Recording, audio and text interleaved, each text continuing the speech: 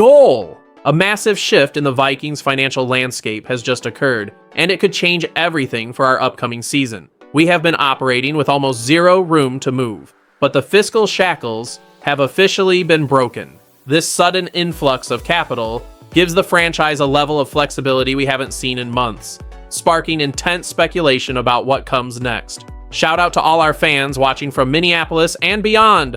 Hit that like button and subscribe to stay ahead of every move. Today, we reveal exactly how this extra breathing room impacts our championship window moving forward. At the center of this financial transformation is the release of defensive tackle Jonathan Allen, a move that is finally paying dividends for the franchise. While this decision was originally made back in March, the NFL's June 1st processing date has now made the move official, effectively clearing a massive $11.2 million in cap space for the 2026 season. This is the strategic maneuver that our new general manager, Nolan Teasley, has been waiting for since he arrived in Minnesota.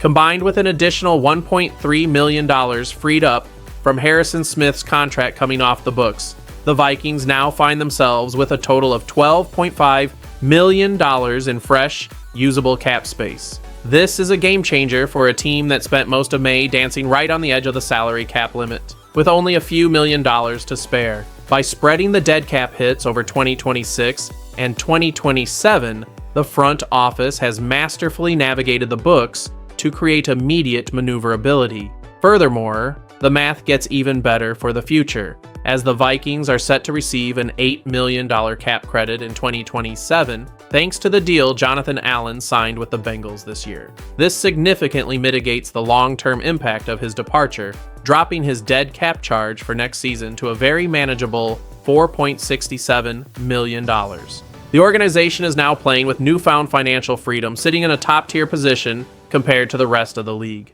trailing only the Dolphins in terms of this week's specific cap relief. Now that we have this $12.5 million windfall, the million-dollar question is what exactly happens next. The logical approach for Nolan Teasley is patience. While the excitement among fans is palpable, there is no immediate indication that the front office is preparing for a blockbuster free agent signing this afternoon. Instead, the team is likely to maintain this capital as a strategic reserve. Having this flexibility means the Vikings can pivot quickly if an unexpected opportunity arises, or if a specific position group displays a glaring weakness during upcoming drills. This isn't just about throwing money at the first available player, it is about insurance. Throughout the long grind of the NFL season, injuries are inevitable, and having the capability to sign a veteran contributor off the street in October or November is exactly what separates playoff contenders from teams that fold under pressure. By holding on to these funds, the team remains in a position of power. They are no longer forced into desperate personnel decisions just to survive the salary cap. Instead, they can carefully observe the progress of the roster during OTAs and minicamp, allowing the true needs of the team to manifest naturally. This fiscal discipline reflects a calm, calculated approach to team building. It is a sign that the front office is not interested in short-term noise, but is instead focused on long-term stability and the ability to strike when the value is highest. This is how championship-caliber organizations operate, balancing aggressive ambition with the pragmatic reality of the league's strict financial structures and long-term consequences. Why does this situation really matter for the average fan sitting in the stands at US Bank Stadium? It matters because the Super Bowl is won in the margins. Every dollar of cap space represents an opportunity to improve the depth chart. And in a league as brutal as the NFL, depth is the ultimate currency. With this new cushion, we have the ability to address the void left by the departure of Jonathan Greenard. Replacing that kind of production is never easy, but being able to hunt for a high-impact veteran edge rusher without worrying about the cap is a luxury that not every team possesses. Furthermore, this situation dictates the long-term trajectory of our defensive identity. Whether it involves bringing in a veteran safety to shore up the secondary or potentially looking at a reinforcement for the offensive line at center, we are no longer constrained by the fear of being unable to afford help. This financial health directly correlates to our postseason potential. When you compare this to where we were just a few weeks ago, the difference is night and day.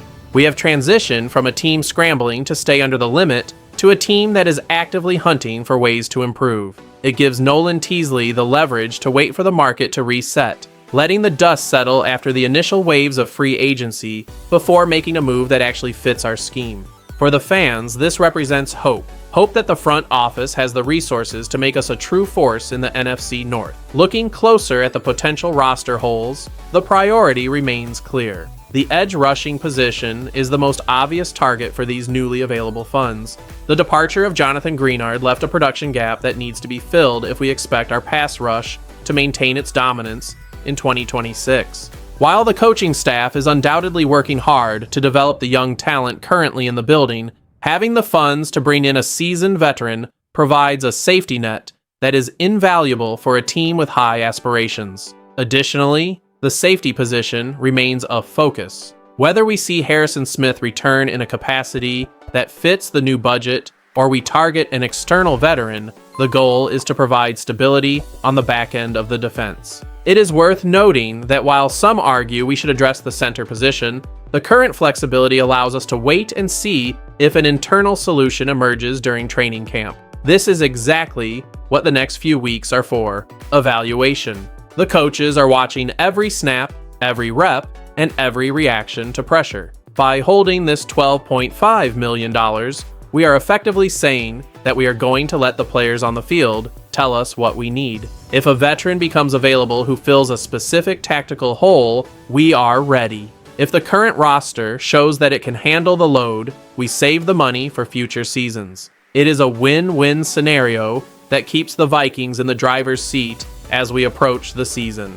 The most critical part of this entire situation is the timeline. We are currently in the stage of the offseason where teams begin to identify who they really are. As the heat of training camp intensifies and the pads start popping, the intensity of our internal competition will reveal the true character of this 2026 squad. With this financial flexibility, Nolan Teasley has ensured that the Vikings will not be caught off guard by any outcome. We are positioned to act decisively, but only when the timing is perfect. We are not just looking at the next game. We are looking at how this roster survives the entire season. The ability to pivot is the greatest asset any general manager can have, and right now, we have exactly that. This is a quiet, yet incredibly powerful moment for the franchise. While the headlines might focus on big signings elsewhere, our strength lies in this calculated, professional management of our resources.